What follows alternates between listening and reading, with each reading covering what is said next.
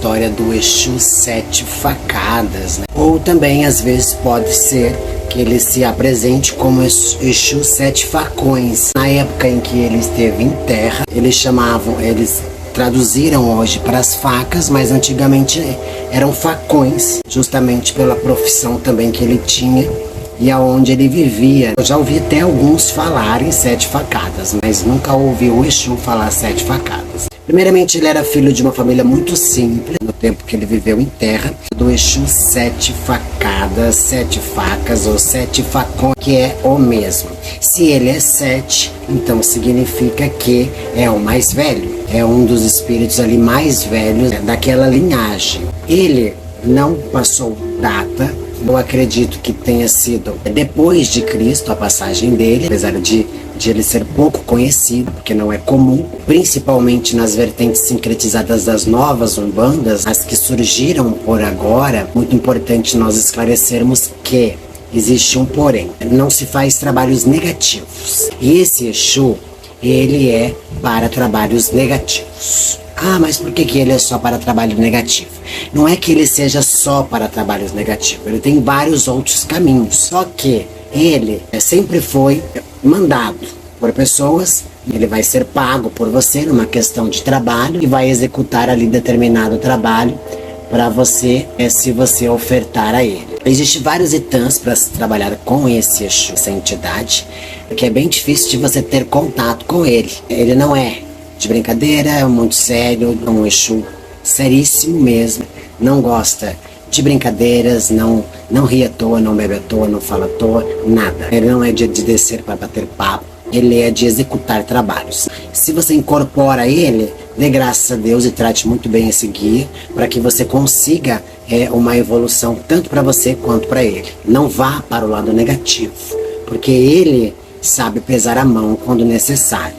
Então sempre positive ele, dê energia, dê força, dê vitalidade, agradecimento, gratidão. Não procure se aproveitar disso, porque acaba trazendo aí sérios problemas para você. Ele é considerado um Exu trevoso pela sua linhagem, pela sua força, por toda a sua linha de trabalho, principalmente com o lado negativo. Ele trabalha muito com eguns, ou seja, com os obsessores, com os zombeteiros, com os daimons, enfim, como você queira chamar. Ele trabalha com todas essas linhagens, então ele vai a astrais densos inferiores muito grande. Na primeira e segunda dimensão, antes da nossa humanidade, da nossa criação, ele não teve uma evolução muito boa, mas conseguiu vertentes e caminhos ali no seu primeiro propósito. Ele sempre foi de execução, com os tais olhos vermelhos. É uma característica dele também, que quando ele desça, o médium tenha esse olho vermelho. Muitas das vezes, ele gosta de pimenta. Às vezes ele pode aí pedir uma farofa para você de pimenta.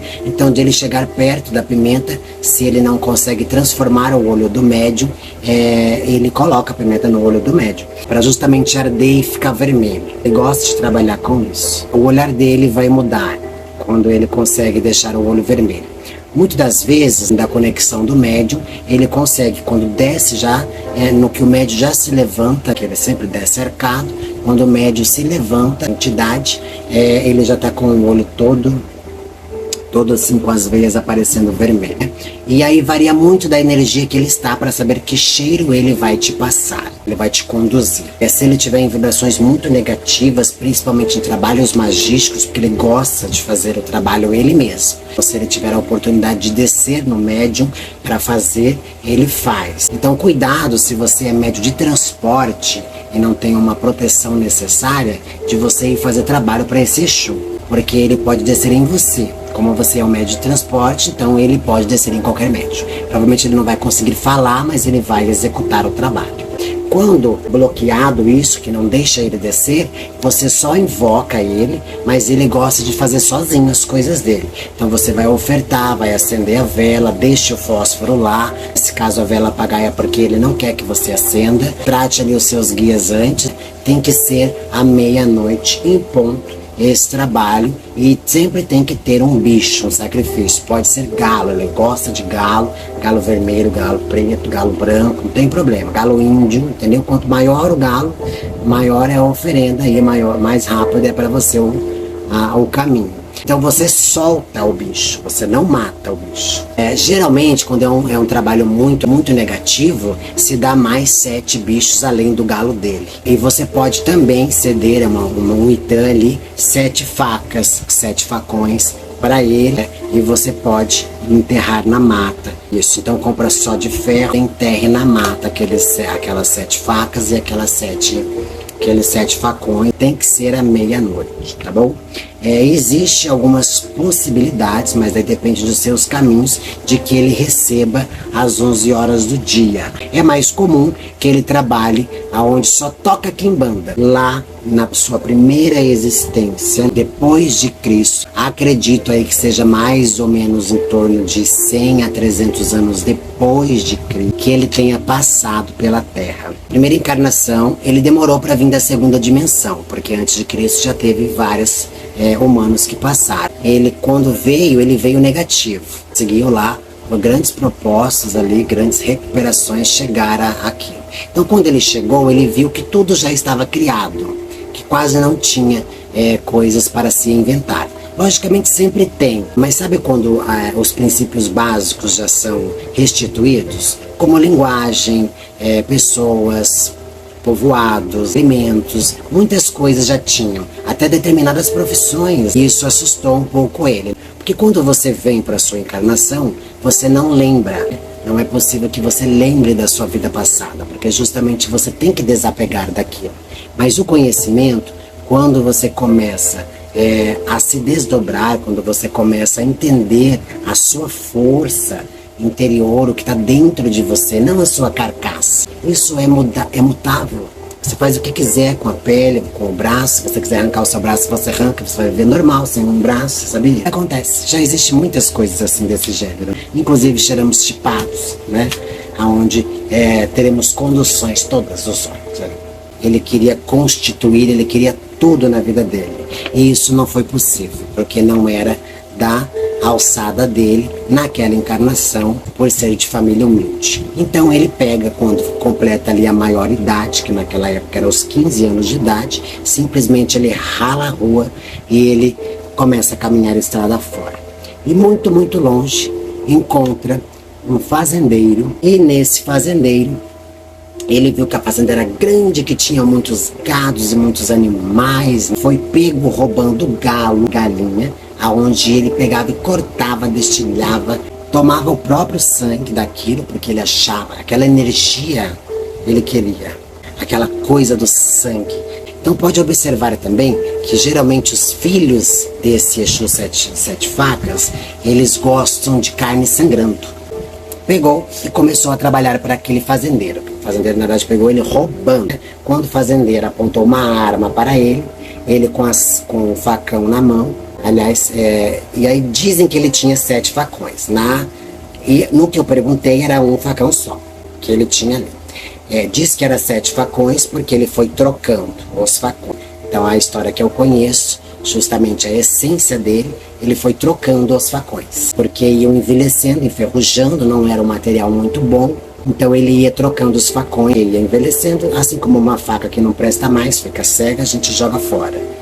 Então, com a arma apontada para ele, o fazendeiro fez uma proposta para ele de trabalho. Daí começaram a conversar e tal, então fez uma proposta de trabalho para ele, que ele poderia morar ali.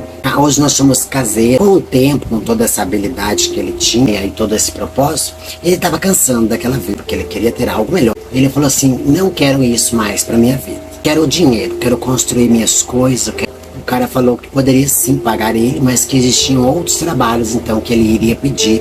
Que se ele quisesse, aí ele poderia conduzir ele a viagem. Eu não sei qual era o veículo da época, mas ele falava de um veículo. E ele nunca passou pelo Brasil. Segundo isso, ele começou a executar pessoas para esse fazendeiro. Ele descobriu que esse fazendeiro, então, na realidade, né, tem tudo que tem, porque tudo ele eliminava com a morte. Começou aí todo um rolo, e aí ele foi descoberto. O próprio fazendeiro ia mandar outro capanga, como se fosse um capanga, ia mandar outro capanga matar ele, justamente para ele não abrir a boca quando ele fosse pego, que era o fazendeiro que mandava, que era para ele que ele trabalhava. Então, para que não acontecesse isso, então foram destinados a matar ele. Aí, chegando lá, ele, sabendo que ia ser morto por outros capatazes, ele falou assim: agora é uma guerra, mas com certeza, com a arma de fogo, eu vou morrer. Eu não tenho como lutar com a faca. Aí então que veio a habilidade dele das 7 facas, que ele foi trocando no caminho. Então ele justamente foi treinado com as 7 facas por uma entidade que apareceu se materializando para ele, que na verdade ele mesmo invocou. Ele pediu ajudas ocultas, só dizia isso: preciso de ajudas ocultas. Quando chegou ali, passou por uma encruzilhada perto de uma mata, que antigamente era mais comum, essa materialização desse espírito. Então era um caveira, ele responde à linhagem dos caveiras. Imagina, para você brigar com uma arma de fogo, com mais de um capataz, somente com facas, é muito rápido, entendeu? Você tem que ter olhos em todas as partes do corpo, potência. E aí então ele foi e matou esse fazendeiro, pegando toda a riqueza dele, destroçou toda a família, matou todos os capatazes dele e viveu aí super tranquilo por vários e vários anos. Inclusive ele matou muitas mulheres também, viu, a troco de nada. Ele do sério não queria fazer o que ele queria, ele sentava a mão na cara e passava o facão. Era assim, o homem realmente foi ruim, que é o cão. Aí nas outras vezes sofreu bastante, claro. Certeza. As outras encarnações dele foram tristes mesmo, vindo nessa linha de caveira. Ele veio mais para ser teste humano.